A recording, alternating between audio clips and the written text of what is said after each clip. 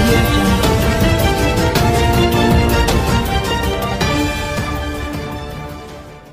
మీ point జరగాలి. ఏపీలో మంత్రివారు కూడా కొనసాగుతారా బయటకు వచ్చేస్తారా నిన్న సమావేశంలో దాని మీద డిస్కషన్ జరిగిందని కూడా తెలుసు.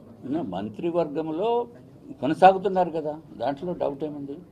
దాంట్లో మంత్రివర్గం నుంచి బయటికి రావాలా ఉండాలా అనేది మా పరిధిలోని కానివ్వటువంటి అంశము. అది మా కేంద్ర నాయకత్వం చేసే డెసిషన్ బట్టి ఆధారపడి ఉంటుంది. ప్రతిపక్ష పాత్ర పోషిస్తామంటారు కదా సార్, మంత్రివర్గంలో కొనసాగుతూ పోషిస్తారా లేదా బయటకు వచ్చి పోషిస్తారా? ప్రతిపక్ష పాత్ర లాస్ట్ నవంబర్లో జరిగిన మన అసెంబ్లీ సమావేశాల్లో నేను పోషించలేదా? నేను పోషించకపోతే తెలుగుదేశం పార్టీ నాయకులే పోషిస్తారు. ఇప్పుడు కూడా ప్రజల గురించి మన ప్రజాస్వామ్యంలో అక్కడ ఏదైనా తేడాపాడాలు ఉన్నప్పుడు ప్రభుత్వాన్ని ప్రశ్నించే అవకాశం ఉండాలి. ఒకవేళ తెలుగుదేశం పార్టీ నుంచి ఎవరన్నా మాట్లాడకపోతే 100% నేనే మాట్లాడాలి, దాంట్లో డౌట్ లేదు. దాంట్లో ఏమాత్రం డౌట్ లేదు. ప్రతిపక్ష పాత్రే పోషిస్తాం.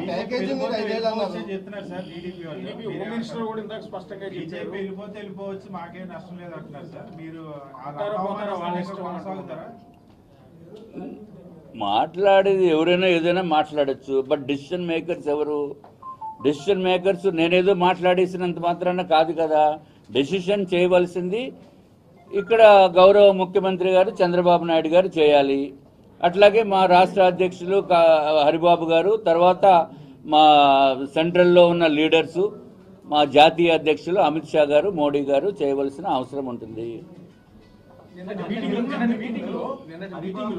మీ మంత్రులిద్దరిని రాజీనామా చేయమని మీ పార్టీ కార్యకర్తలు నేతలంతా డిమాండ్ చేశారా లేదా?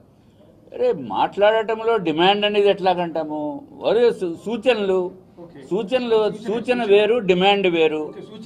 సూచన గ్రావిటీ వేరు, డిమాండ్ గ్రావిటీ వేరు. 100 మందిలో ఉన్నప్పుడు నన్ను 2, 3, 4 ఒపీనియన్స్లో తప్పు.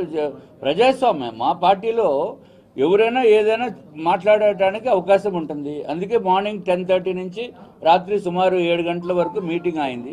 ఎవరు ఒపీనియన్స్ వాళ్ళు చెప్తారు.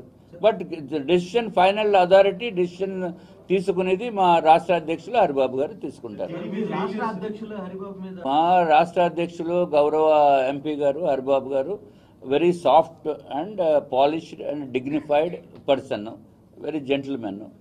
సో కొంతమంది మీరు ఇంకా అగ్రెసివ్గా ఉండవలిస్తే ఈ పరిస్థితి అనవసరంగా తెలుగుదేశం పార్టీ వాళ్ళు మనం చేసినప్పటికీ కూడా చేయలేదు అని చెప్పి చేస్తున్నారు. దీనికి కొంత ముందుగా రియాక్ట్ అవ్వాల్సిన ఉంటుంది అన్నట్టు కొంతమంది ఒకళ్ళిద్దరు మాట్లాడారు.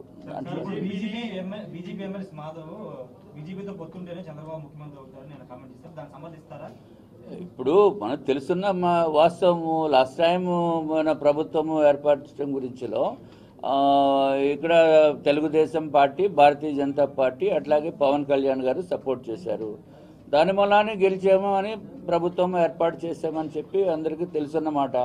ఎందుకంటే మీరు డిఫరెన్స్ ఆఫ్ ఓట్స్ చూస్తే ప్రతిపక్షానికి అధికార పక్షానికి ఓట్స్ చూస్తే తెలుస్తుంది దాన్ని బట్టి. So it is a known fact. కలిసి ఉంటే బాగుంటుందని. కాదండి విష్ణు కుమార్, మీరు చెప్తున్నారు కదా 5% తేడా, 5% కాదు, ఇంకా తక్కువ తేడా అని.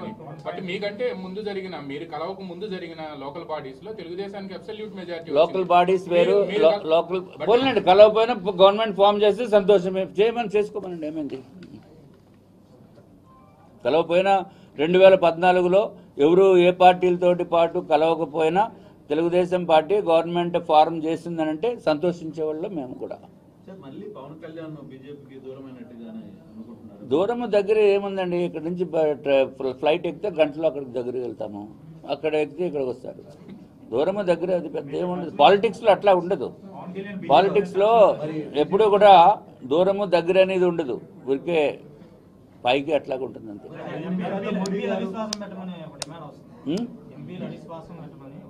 ఏముంది ఎంపీలు పెట్టినా ఉండి ఏమవుతుంది? ఏముంది పెడితే? ఎవళ్ళు పబ్లిసిటీ గురించి వాళ్ళు చేసుకుంటూ ఉంటారు. పబ్లిసిటీ కదా కావాల్సింది. ప్రజల్లో మేము మీద రిజైన్ చేసేస్తాము ఎంపీలు, ఏమవుతుంది రిజైన్ చేస్తే? అసలు పబ్లిక్ నుంచి ఎలక్ట్ చేసుకోవడం ఎందుకు? పబ్లిక్ ఎలక్ట్ చేసింది ఎంపీలుగా, వాళ్ళు నిధులు నిర్వర్తించాలని చెప్పి ఎలక్ట్ చేశారు. మేము రిజైన్ చేసేస్తామంటే అసలు ఎలక్షన్స్లో మీనింగే ఉండదు. అది ప్రజాస్వామ్యంలో ఒక ఎంపీ కానీ ఎమ్మెల్యే కానీ వాళ్ళు వెనుకోబడింది అక్కడ ఉన్న ప్రజలు ప్రాబ్లమ్స్ అన్నీ కూడా పార్లమెంట్లో కానీ అసెంబ్లీలో కానీ చర్చించాలి, లేకపోతే కౌన్సిల్లో కానీ చర్చించాలని.